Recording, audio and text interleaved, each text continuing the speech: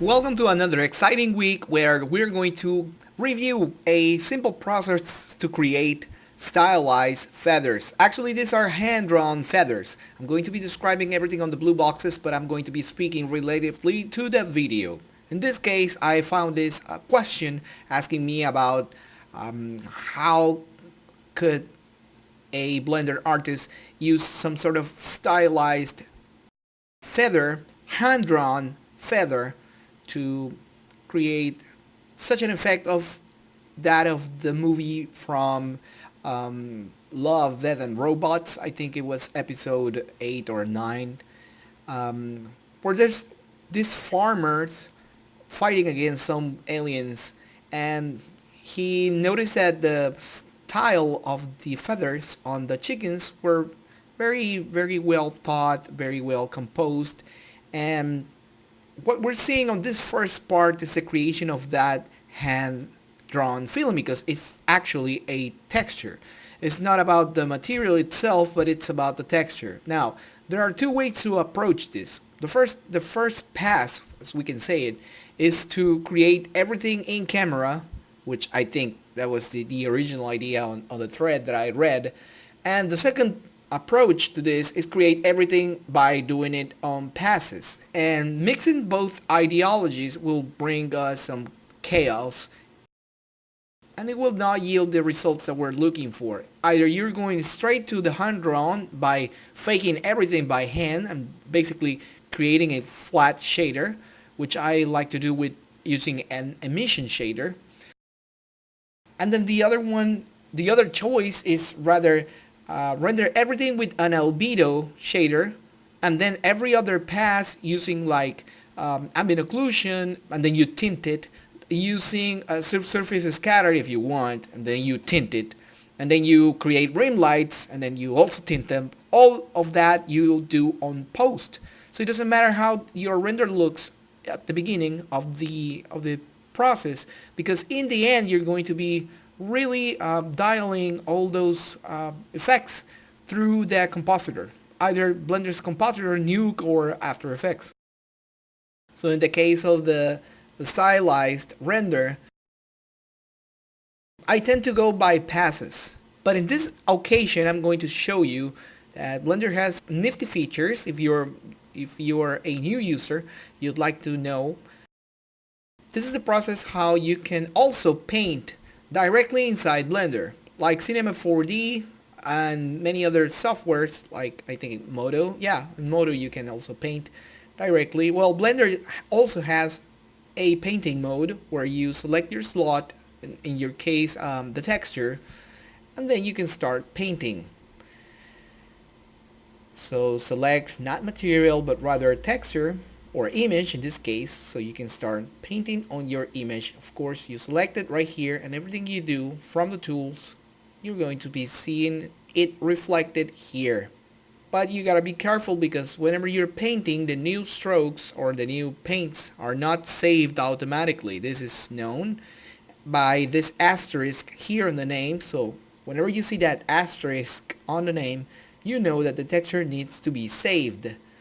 In this case, by going into the image menu, save image, or Alt S, specifically with your mouse over the UV editor region. I'm working on Blender 279 right now. If you're an experienced user, you can jump all the way to minute 22, I think it is, where you can see the technique that we're going to be using to create the feathers. And actually, we're going to be grooming hair first.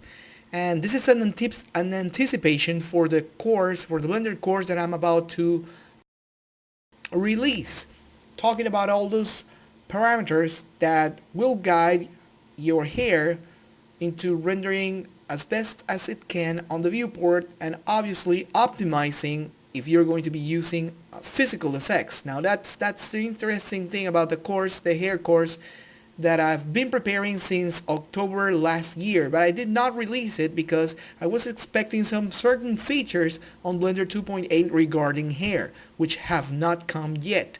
And I'm going to be waiting some sort of date until May approximately the middle of May, and if by that time those features are not available on rendering here on Eevee on Blender 2.8, I'll be releasing just the training for 279. Obviously, we're going to walk in some features of Blender 2.8 hair tools, but in general, it is aimed for the 279 artist.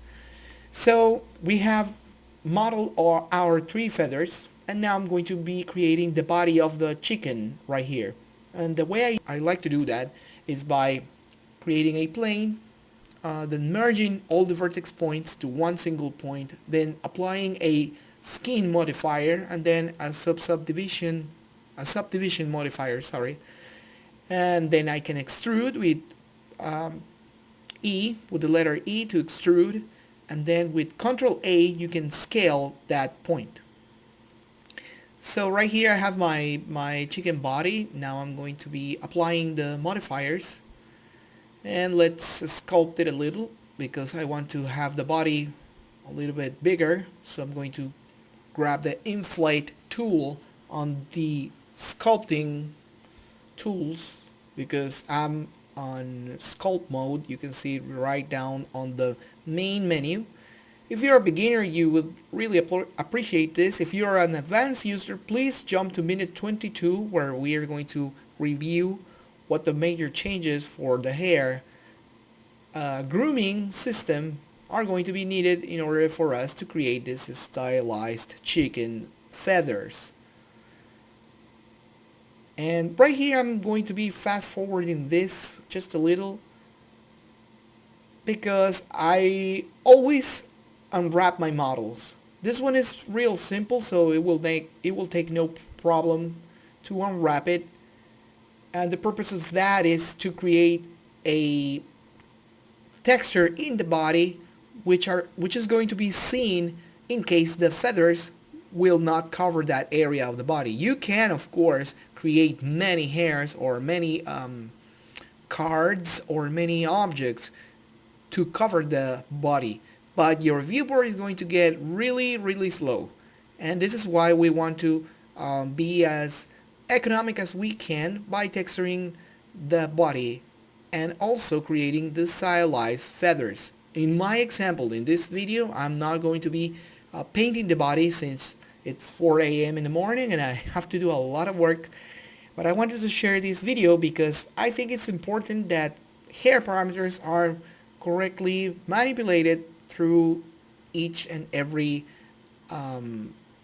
option that you have right there. So in here, what we're going to do is to switch onto the edit particle option, which becomes available whenever you're creating hair. And I have created hair at top level, at scene level. Now I'm creating the same name at data level, as you can see right there. Now let's edit this hair. Now you can see that it's all a mess. So we're going to need to create a cluster, what we call cluster, or vertex group rather, that's the correct word. So you will notice that I changed to weight paint, and whenever I'm weight painting something, automatically, immediately, you can see on your right hand that a vertex group is created. Now I'm going to activate symmetry, on the y-axis. How do I know it's a y-axis? Because down here I can read I need to paint across this y-axis right here. So I select Y, and of course if I paint it over this side, the other side will also be painted, and a vertex group was created automatically. So we're defining what the area for our hair, or in this case our feathers, will fill up. And you have some pretty interesting tools here on the weight tools panel. I'm going to be using one called smooth weights, which basically distributes how much influence each of the vertex each of the vertices or the vertex have to be affected by any other effect. So in my case, I'm going to apply smooth, and now we have a smooth painted weight. Now let's rename this so we can know how to identify it on our filtering of the hair particle system. So it's important you come here to this, let me open it. Alright, so to this part right here, and then you filter it by density, and the group that you just created on your vertex group will appear for your hair system. Fantastic, but this is not what we want. What we need is to groom this hair, cut it, comb it, stylized it, and I'm using the cut tool. Now I'm going to use the comb tool to comb along the normals, and there's an option where if you do this around the body, the hairs will not go beyond of the geometry body. That's a great feature. It prevents hairs entering the geometry. So right here I'm continuing to comb and cut. Now I'm going to go out of the particle edit mode, and this is the part that interests us.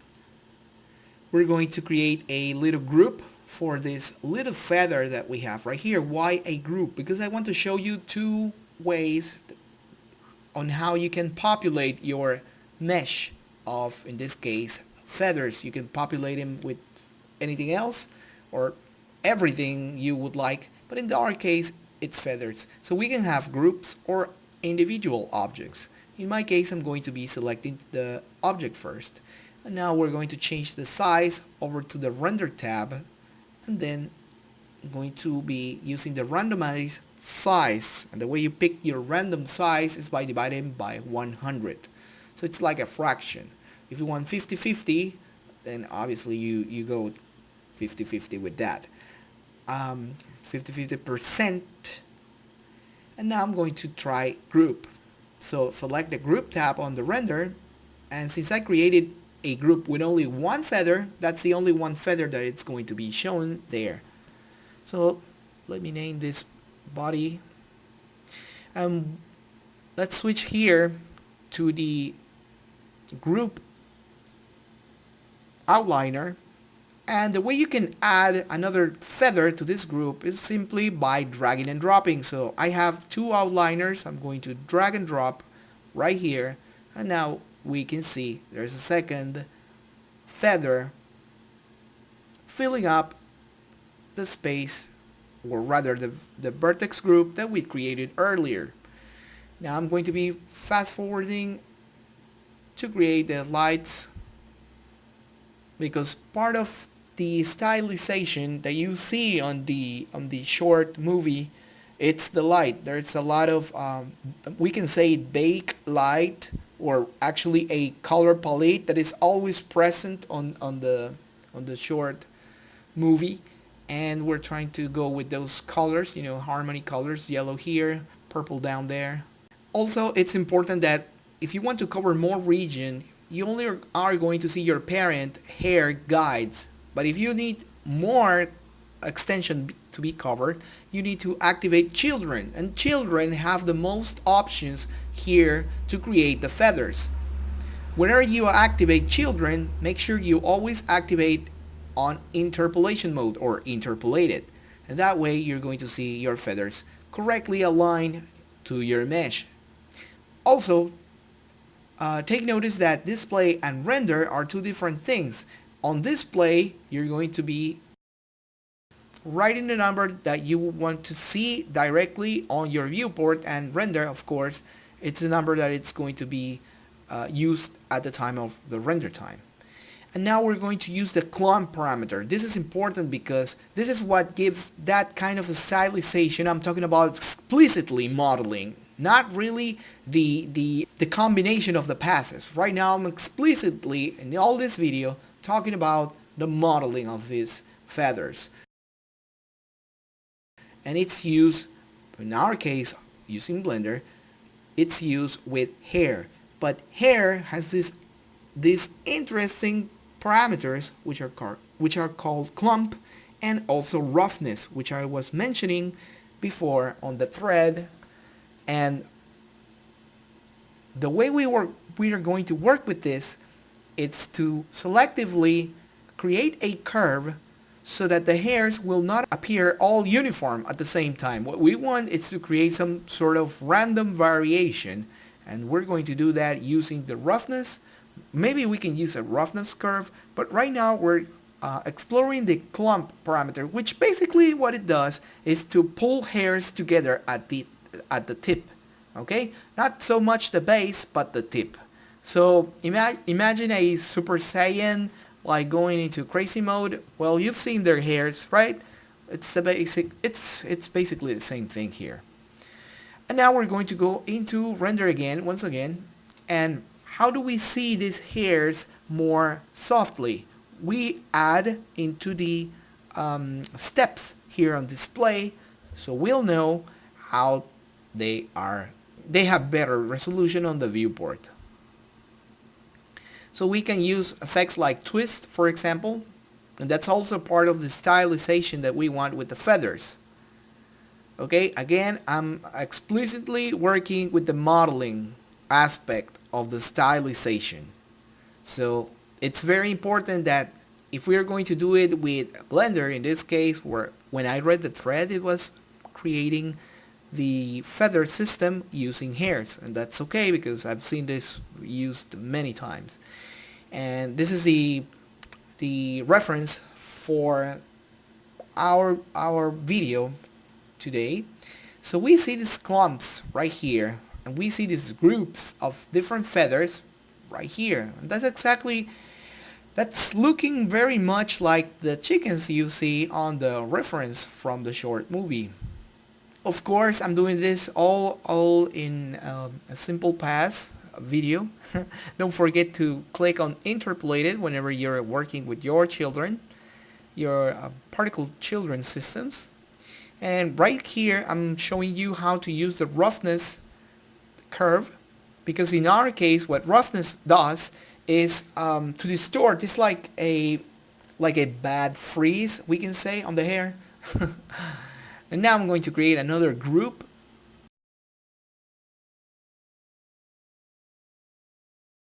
This one is going to be called all feathers because I want to use all of these feathers randomly distributed on this body. So I'm going to go into weight paint mode.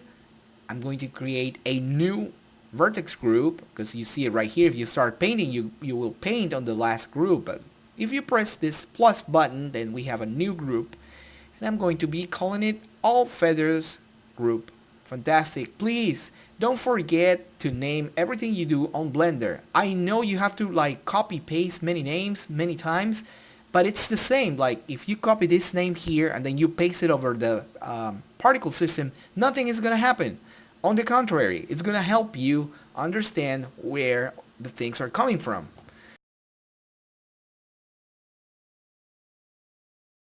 So in my case, I'm going to be using all feathers as the name of the particle system, and once you click here on the emission number and then you go away from that after creating the hair particle system, you will lose every editing possibility. So make sure that whenever you're creating the hair for the very first time, to dial in the number that you're going to be working permanently with.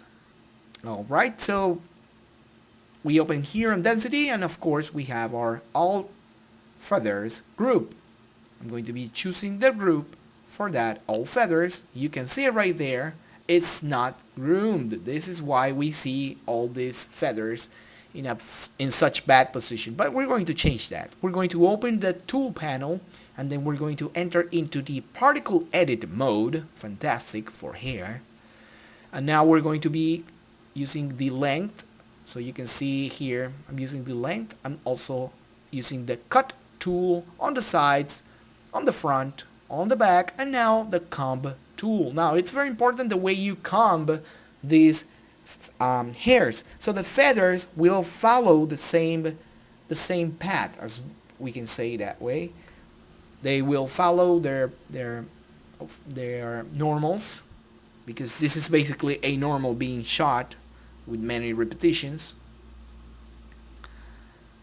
I don't want to get too highly technical because this is a tutorial for everyone, but if this was a specific high standard detailed technical tutorial, then we can go explaining many more things about the particle system. But don't worry, if you get the opportunity to get the course that I'll be releasing on May about the hair introduction in Blender, then you'll understand actually a lot of parameters that are used here in the Blender hair systems. Now I'm going to be creating the last vertex group, which is called tail long feathers, and of course I'm going to be painting this region back here because this chicken, this duck, whatever it's called, it's going to have another particle system, and in that particle system I'm going to be setting the same name, of course, at data level and scene level. You can see it right there. And the emission, I'm going to make it around 40.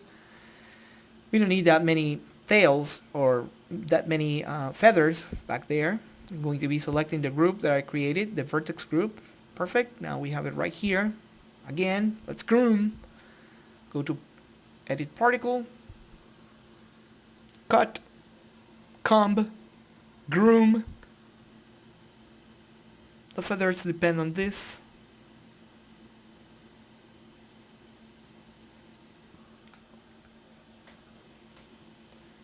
Alright, so if you switch to group, we don't have that last group. We needed to create that one. But in our case, I'm going to be using just the feather, not feather short. Actually, this should be feather long. I just made a mistake when picking up the name here because this mouse is a little bit glitchy.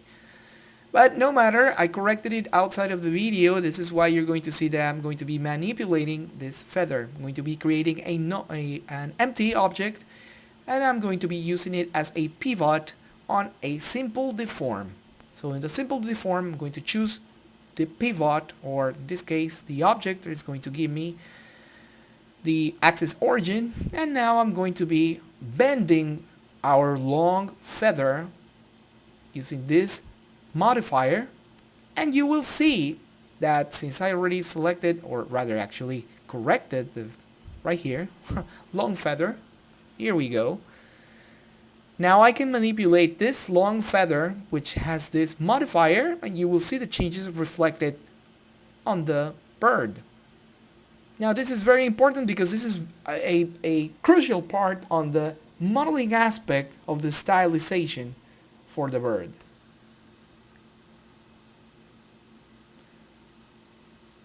And why I wanted to do this? Because now you can see what the other parameters like noise, or actually not noise, but twist, roughness, and not roughness, rough curve, I think it is. Roughness, okay, they call it roughness. And the clump are going to be creating on this feather, on these feathers. And since we can see it, we can see them twist and turn, and we of course we can continue to stylize this further. Look at that. Okay, we need more noise. This looks about right. Yeah, I can say that. Maybe, okay, yeah. A little bit less. Let's go again into particles, because just like I mentioned, everything depends on your grooming. If you did this well, then of course you're going to get a much better result right there. Perfect. Much better result when you're grooming the rest of the body. Now we're going to activate that little eye icon, which will draw the particles again on your viewport. Now I'm going to be using the render right here. Perfect.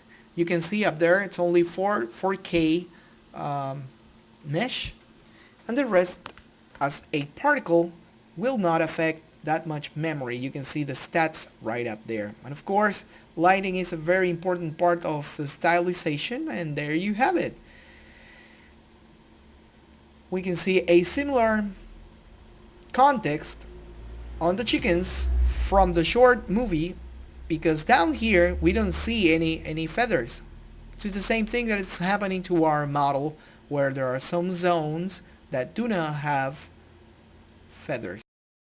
If you're a new user and you found this video very useful, I would like to know about that in the comment section below, so you may also subscribe to my channel and get regular updates on whenever I upload new videos. You can also hit that bell button to get instant notifications whenever I do that. And if you're an advanced user and you're interested in knowing more things, more technical things, please also let me know on the comment section below. Thank you very much.